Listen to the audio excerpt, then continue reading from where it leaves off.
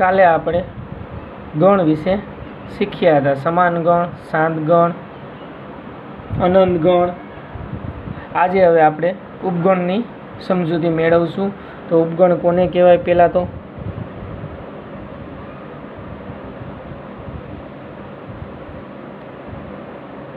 ગણ એના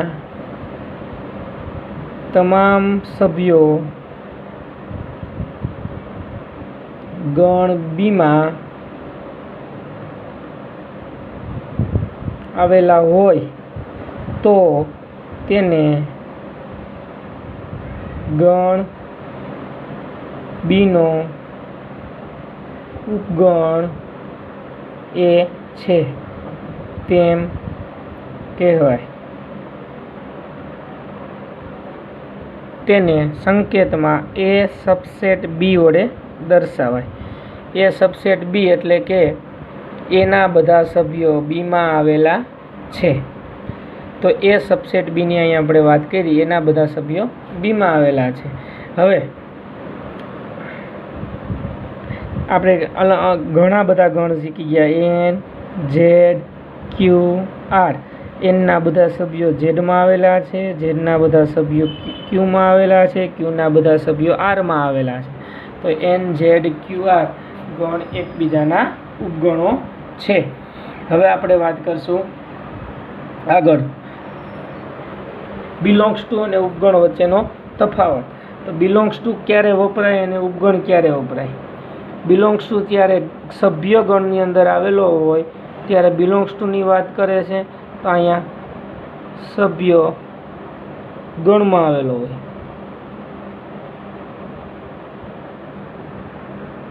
જ્યારે આ ગણમાં આવેલો હોય ત્યારે વપરાય છે.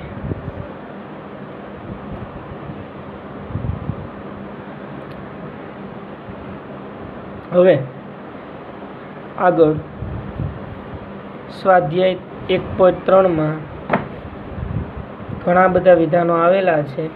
એમ કીધું છે ખાલી જગ્યા પૂરો, સત્ય બને એ રીતે ખાલી જગ્યા પૂરો. એમાં પહેલો સ્વાધ્યાય 1.3 પહેલો દાખલો 2, 3, 4 ખાલી જગ્યા 1, 2, 3, 4, 5. એ 2, 3, 4 2, 3, 4 આમાં આવેલા છે, તેથી આ શું આવશે? સબસેટ આવશે. એ જ રીતે બીજું A, B, C ખાલી જગ્યા B, C, D. હવે A, B, C BC આમાં આવેલા છે પણ A આમાં આવેલો નથી, તો નોટ સબસેટ. નો આવેલા હોય તો નોટ સબસેટ ઉપર લીટી કરવામાં આવે છે. ત્રીજો x જ્યાં x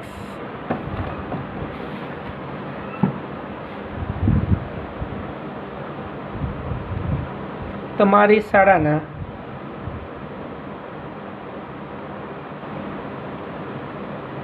ધોરણ 11ના વિદ્યાર્થી, તમારી શાળાના ધોરણ 11ના વિદ્યાર્થી ખાલી જગ્યા x જ્યાં x તમારી શાળાના વિદ્યાર્થી. તો ધોરણ 11ના વિદ્યાર્થી તમારી શાળામાં જ આવેલા હોય તો શું આવશે? સબસેટ આવશે. પછી ચોથું x જ્યાં x સમતલમાં વર્તુળ છે ખાલી જગ્યા x જ્યાં x એ આ જ સમતલનું એકમ ત્રિજ્યાવાળું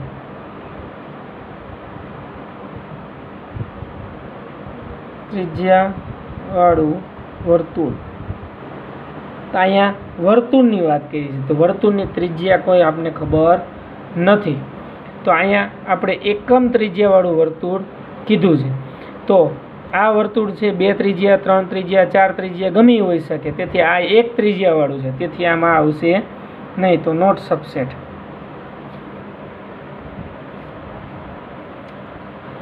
समतल में x ज्यां x समतल में समबाजु समतल में त्रिकोण है, खाली जग्या आज समतल नो त्रिकोण x ज्यां x ए आज समतल नो त्रिकोण। तो आज समतल में आ त्रिकोण आवेलो होय ज, तेथी शुं आवशे सबसेट। छठो, समतल में समबाजु त्रिकोण छे x जेम x समतल में समबाजु त्रिकोण खाली जग्या समतल में लंबचोरस छे। त्रिकोणी लंबचोरस ने त्रिकोण कही शकातो नथी, तेथी अहींया शुं आवशे नॉट सबसेट। सातमो,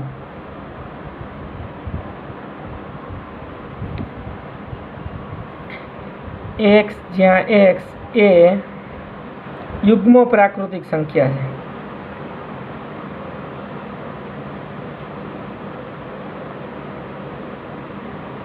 खाली जग्या x ज्यां x ए पूर्णांक संख्या है।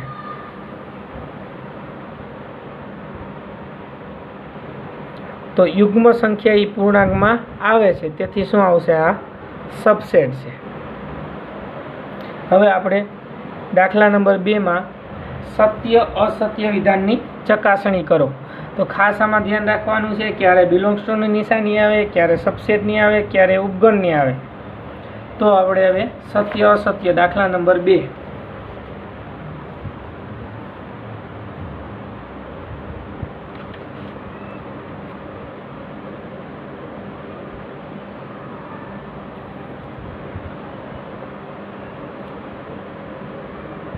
ए बी खाली जग्या में आपेलू है not subset B C A B आमां आवेला छे तेथी आ विधान सत्य है। बीजो ए ई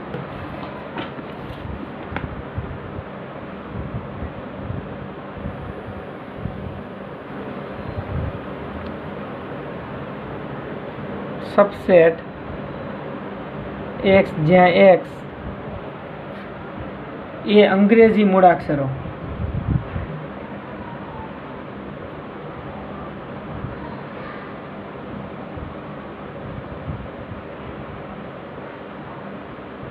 अंग्रेजी मूळाक्षर पैकी स्वर अहीं ए ई छे, अहीं स्वर छे, तो ए ई स्वर आवेल छे, तेथी आ सबसेट छे, तेथी आ विधान सत्य छे। त्रीजो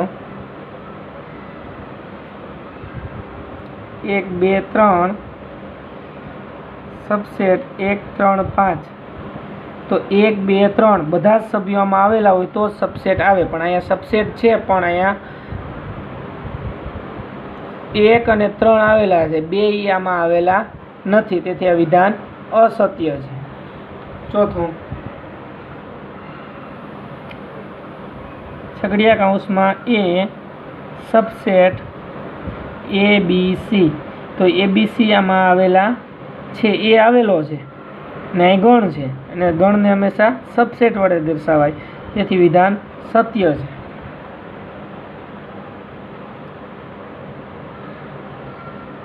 belongs to A B C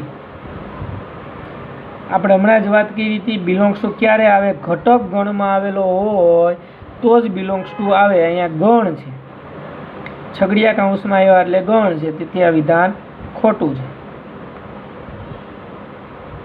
x જ્યાં x એ 6 કરતા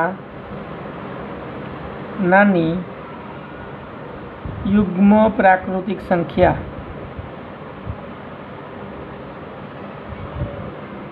ખાલી જગ્યામાં આપ્યું છે સબસેટ x, જ્યાં x એ 36નો અવયવ. હવે અહીંયા 6 કરતાં નાની યુગ્મ પ્રાકૃતિક સંખ્યા. 6 કરતાં નાની યુગ્મ પ્રાકૃતિક સંખ્યા એટલે કઈ આવે? 2 અને 4. 2 અને 4 6 કરતાં નાની યુગ્મ પ્રાકૃતિક સંખ્યા. 36ના અવયવ 2 અને 4 બે છે. તેથી શું આવશે? આ સબસેટ છે, તો વિધાન સત્ય છે. દાખલા નંબર 3માં પણ એવું જ આપેલું છે, વિધાન સત્ય અસત્ય દર્શાવો. એ આપણે અહીંયા સીધો જ ટેક્સ્ટબુકમાં જોઈ લઈ. અહીંયા શું આપેલા છે? 1 2 3 4 5. હવે છગડીયા કૌંસની અંદર 3 4 આપેલા છે. અહીંયા છગડીયા કૌંસમાં 3 4 આવેલા છે. એનો અર્થ એવો થયો કે આ એક સભ્ય છે અને આ 3 4 ભેગા ને ભેગા રહી, ક્યારેય છૂટા પડતા નથી. આ એક સભ્ય તરીકે વર્તે છે. 1 2 અને 5, 1 2 5 આ 3 સભ્યો અને એક આ ચોથો સભ્ય, 3 4 ભેગા. હવે આ 3 4 છગડીયા કૌંસમાં આવેલા છે. અહીંયા છગડીયા કૌંસમાં ગણની અંદર આવેલા, તો આ સભ્ય છે. તો સભ્ય ગણમાં આવે તો અહીંયા શું વપરાય છે? બિલોંગ્સ ટુ વપરાય. સભ્ય ગણની અંદર આવે તો બિલોંગ્સ ટુ, તો ગણની અંદર આવે તો ઉપગણ. તો આ સભ્ય છે, આ ગણ છે, તો અહીંયા બિલોંગ્સ ટુ હોવું જોઈએ, પણ આપ્યું છે સબસેટ, તેથી આ વિધાન ખોટું છે. એના પછી 3 4 છગડીયા કૌંસમાં આપેલા છે. હવે આ સભ્ય છે, સભ્ય બિલોંગ્સ ટુ. આગળ વાત કરી કે અહીં બિલોંગ્સ ટુ હોય તો આ વિધાન સત્ય થાય, તો આ બિલોંગ્સ ટુ આવેલા, તેથી આ વિધાન સત્ય છે. પછી 3 4 છગડીયો કૌંસ, આ સભ્યનો કૌંસ થયો. એની ઉપર પાછો છગડીયો કૌંસ આપ્યો છે, એટલે એનો અર્થ એવો થયો કે આ ગણ બની ગયો. હવે ગણ એમાં આવેલો છે, આ 3 4 સભ્ય છે આમાં આવેલા છે, તેથી આ વિધાન સત્ય છે. 1 બિલોંગ્સ ટુ એ, તો એક સભ્ય છે, અહીંયા બિલોંગ્સ ટુ આપેલા છે, તેથી શું આવશે? આ વિધાન સત્ય છે. એક સબસેટ એ, તો એક સબસેટની વાત કરીએ, સબસેટ અહીંયા આવશે નહીં. અહીંયા બિલોંગ્સ ટુ હોય તો વિધાન સત્ય છે, નહીંતર નથી, તેથી આ વિધાન ખોટું છે. 1 2 5 સબસેટ એ, તો 1 2 અને 5 ત્રણેય ઘટક આમાં આવેલા છે અને અહીંયા ગણ છે, તો ગણને દર્શાવવા માટે સબસેટ વપરાય, તેથી સબસેટ વાપરેલું છે, તેથી આ વિધાન સત્ય છે. હવે 1 2 5 બિલોંગ્સ ટુ એ, તો અહીંયા હમણાં જ વાત કરી કે બિલોંગ્સ ટુ ક્યારે આવે? જ્યારે સભ્ય ગણની અંદર હોય ત્યારે. તો આ છગડીયો કૌંસ હોવાથી તેથી આ ગણ છે, તેથી આ વિધાન ખોટું છે. 1 2 3 બિલોંગ્સ ટુ શું? સબસેટ એ આપેલો છે. તો 1 2 અને 3ની વાત કરી. મેં હમણાં જ તમને કીધું હતું 1 2 5 આ 3 સભ્ય અને આખો ભેગો સભ્ય છે 3 4. તો અહીંયા શું કીધું છે? 3ને અલગ લીધેલા છે, તેથી આ વિધાન ખોટું છે. 5 બિલોંગ્સ ટુ એ, 5 એક ગણ છે, ગણને દર્શાવવા માટે સબસેટ વપરાય, તેથી આ વિધાન ખોટું છે. 5 સબસેટ એ, તો આ વિધાન સત્ય છે. ગણ છે, ગણમાં આવેલો છે એટલે. હવે 5 છગડીયા કૌંસમાં કરી દીધો એટલે ખાલી ગણ થઈ ગયો, આ સભ્ય તરીકે વર્તે. તો આવું આમાં એક એવું છે 5 જેવી નિશાની, હવે નિશાની છે, એ ગણ નથી, તેથી આ વિધાન ખોટું છે. તો આ આપણે સત્ય અસત્ય. હવે દાખલા નંબર 4માં આપણે તમામ ઉપગણ શોધવાના છે. ઉપગણ શોધવા માટે હંમેશા કોઈ પણ ગણને 2 સભ્યો તો હોય જ, એક પોતે પોતાનો અને એક ખાલી ગણ. આ 2 ઉપગણ તો એને હોય. દાખલા 4માં પેલું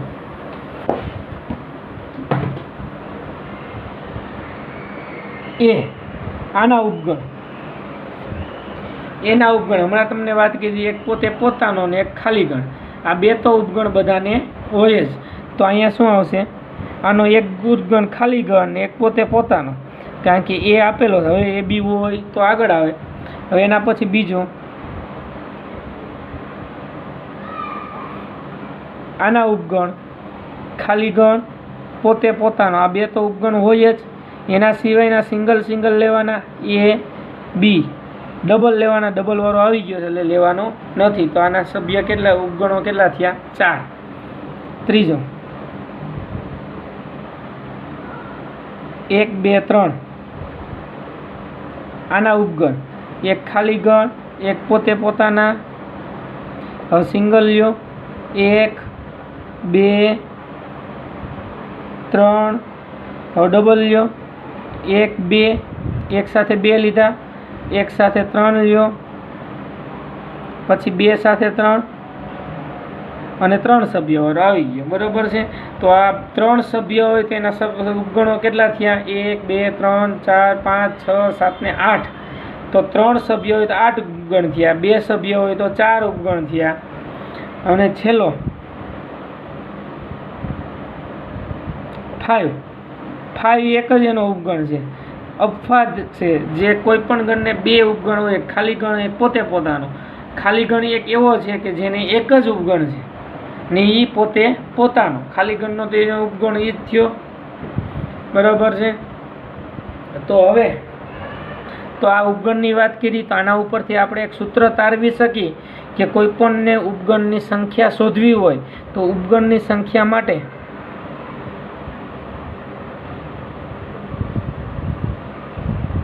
બેની n ઘાત, એક મૂકો તો એક ઘટક છે અહીંયા, તો 2 એકા 2ની 1 ઘાત એટલે 2 સભ્યો મળ્યા. 2 મૂકો તો 2ની 2 ઘાત એટલે 4 સભ્યો મળે છે 4. 3 ઘાત મૂકો 2 ગુણ્યા 2 ગુણ્યા 2 એટલે 8 થાય, તો 8 સભ્યો. બરાબર. તો આ ઉપગણની સંખ્યા શોધવાનું સૂત્ર 2ની n ઘાત થશે. હવે 5મો દાખલો, એ બરાબર ખાલી ગણ હોય, એમાં એક પણ સભ્ય નથી, તો પી ઓફ એ ના ઘટકો શોધો. પી ઓફ એ એટલે કે એના ઉપગણો. તો ઉપગણોના ઘટકો, તો ઉપગણોના ઘટકો કેટલા થશે? ખાલી ગણ એક જ છે તો એના ઉપગણ કેટલા થાય? એક જ થાય. ખાલી ગણને એક જ ઉપગણ છે, બીજા ઉપગણ નથી. બરાબર છે. તો આ 5 દાખલા હતા ઉપગણો શોધવાના. એના પછી હવે થોડોક નાનો એવો ટોપિક છે અંતરાલનો. અંતરાલ સૂત્ર તરીકે આવે છે. બરાબર. પછી આગળના દાખલા થશે પાછા અંતરાલ. હવે અંતરાલ કોને કહેવાય એની વાત કરી. અત્યાર સુધી તમે મોટો કાઉન્સ અને નાનો કાઉન્સ કહેતા, પણ આ સંખ્યા કદાચ નાના કાઉન્સમાં મોટા કાઉન્સમાં લખી હોય તો એને અંતરાલ કહેવાય. તો અંતરાલ દર્શાવવા માટે પહેલો અંતરાલ છે વિવૃત અંતરાલ.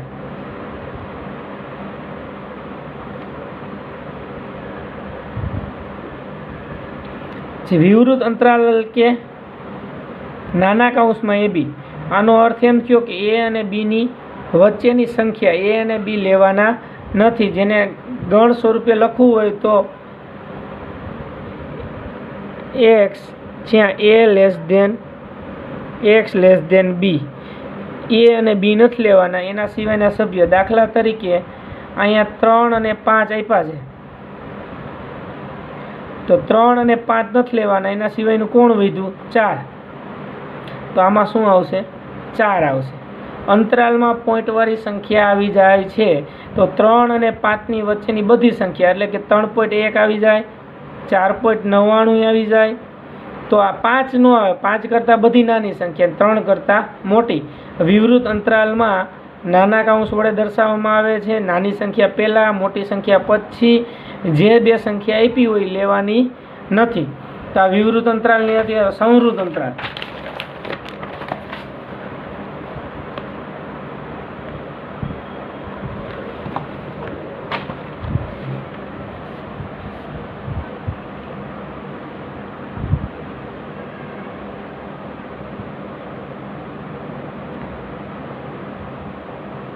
સંવૃત અંતરાલને મોટા કાઉન્સ વડે દર્શાવાય એ બી. આનો અર્થ થયો એક્સ જ્યાં એ લેસ ધેન એક્સ ઇક્વલ બી. એ અને બી લઈ લેવાના અને એની બધી વચ્ચેની બધી જ સંખ્યામાં સમાવેશ થાય છે. એટલે કે દાખલા તરીકે આપણે અહીંયા 3 5નું ઉદાહરણ લીધું હતું. મોટા કાઉન્સમાં 3 અને 5 આપ્યા છે, તો આનો અર્થ એવો થયો કે છગડીયા કાઉન્સમાં 3 3.1 બરાબર, 3.1 3.4 4.1 5, એટલે ટૂંકમાં 5 થી અને 5 બધા આવી જાય. 5 થી નાની અને 5 4.99 પણ આમાં આવી જાય છે. અંતરાલનો અર્થ એવો થયો કે જે પોઈન્ટવાળી સંખ્યા પણ આમાં આવે છે ખાસ, બરાબર. તો આ સંવૃત અંતરાલ હતો, વિવૃત અંતરાલ હતો. સંવૃત વિવૃત કીએ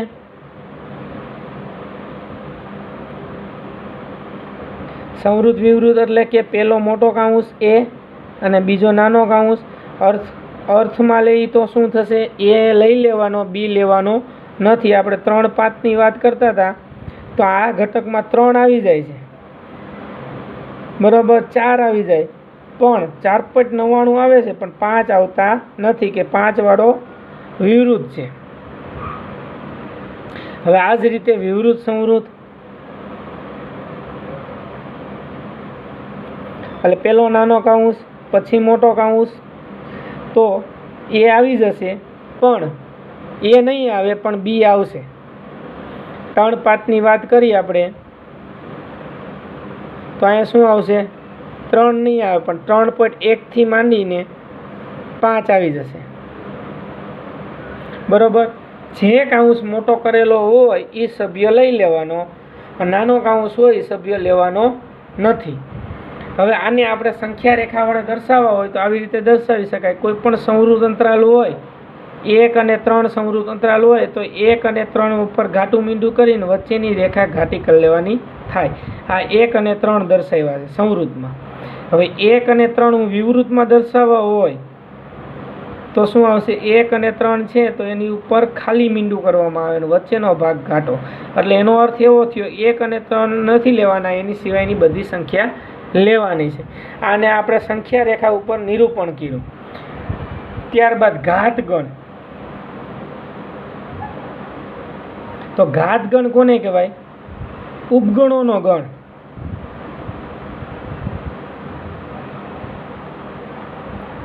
ઉપગણોનો ગણને ઘાતગણ કહેવાય. આપણે આગળ એક દાખલો જોયો, પી ઓફ એ. પી ઓફ એ એટલે કે જેટલા ઉપગણો આવે એને આપણે ગણમાં પૂરી દેવાના, એટલે એ ઉપગણોના ગણને ઘાતગણ કહે છે. હવે સાર્વત્રિક ગણ.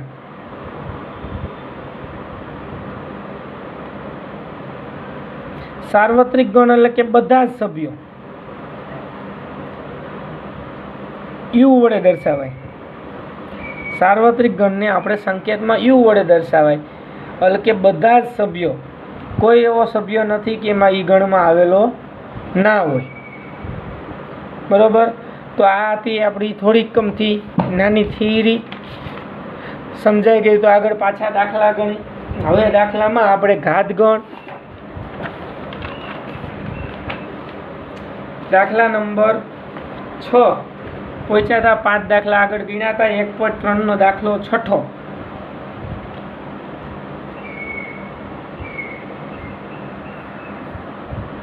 હવે દાખલા છઠ્ઠામાં અંતરાલ સ્વરૂપે લખો. એમાં પહેલો x જેમ x belongs to r -4 less than x less than equal to 6. તો આનો અર્થ અંતરાલ સ્વરૂપે લેવાના છે, 4 લેવાના નથી અને 6 લઈ લેવાના છે. તો આને આપણે અંતરાલ સ્વરૂપે દર્શાવવું હોય તો કેમ દર્શાવાય? વિવૃત અંતરાલ -4, સંવૃત અંતરાલ 6, કારણ કે 6 લઈ લેવાના, 4 લેવાના નથી. બીજો x જેમ x belongs to r -12 less than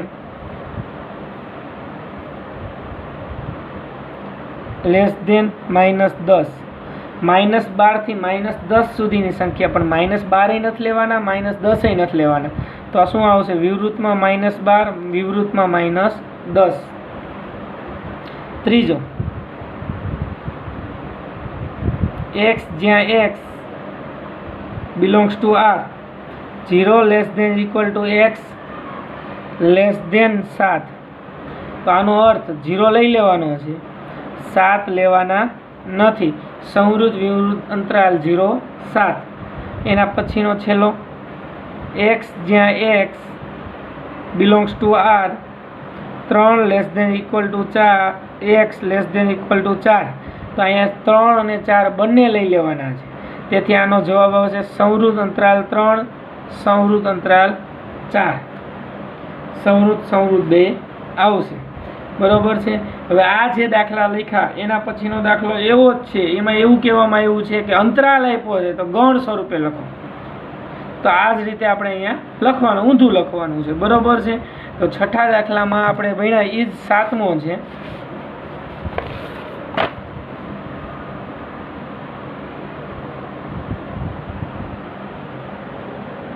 1.3 7મો દાખલો. અંતરાલ આપ્યો છે વિવૃત 0 -3 થી 0 x જેમ x બિલોંગ્સ ટુ r. આનો એનો જવાબ છે. આપણે અંતરાલ આપ્યો છે, અંતરાલ ઉપરથી ગણ લખવાનો છે. તો -3 લેવાના નથી, x <0. વિવૃત છે એટલે બંને લેસ દેન આવશે, એકેય લેવાના નથી. એના પછી બીજો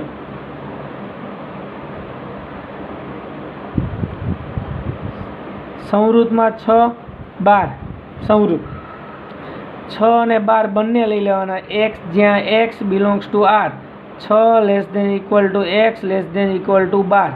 એટલે 6 અને 12 બંને અહીંયા આવી ગયા છે. એના પછી ત્રીજો વિવૃતમાં 6 સંવૃત 12. તો આ x જેમ x બિલોંગ્સ ટુ r, 6 વિવૃત છે એટલે લેસ દેન x, 12 સંવૃત છે એટલે 12માં આપણે ઇક્વલ કરવાના છે. એના પછી ચોથું સંવૃત -23 5 વિવૃત. એટલે અહીંયા શું થશે? -x જેમ x બિલોંગ્સ ટુ r, -23 લેવાના છે એટલે ઇક્વલ 5 લેવાના નથી એટલે કે લેસ દેન એમને. નીચેના વિધાનો, હવે દાખલા નંબર 8. નીચેના વિધાનો તમે કયા ગણને સાર્વત્રિક ગણ તરીકે પસંદ કરશો? પહેલો, કાટકોણ ત્રિકોણોનો ગણ.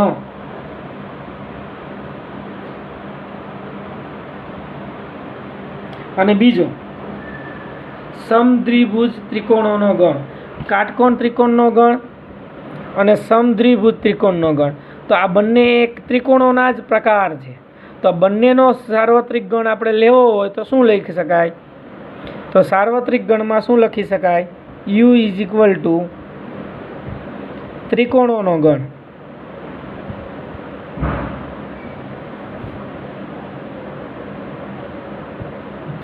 ત્રિકોણોનો ગણ.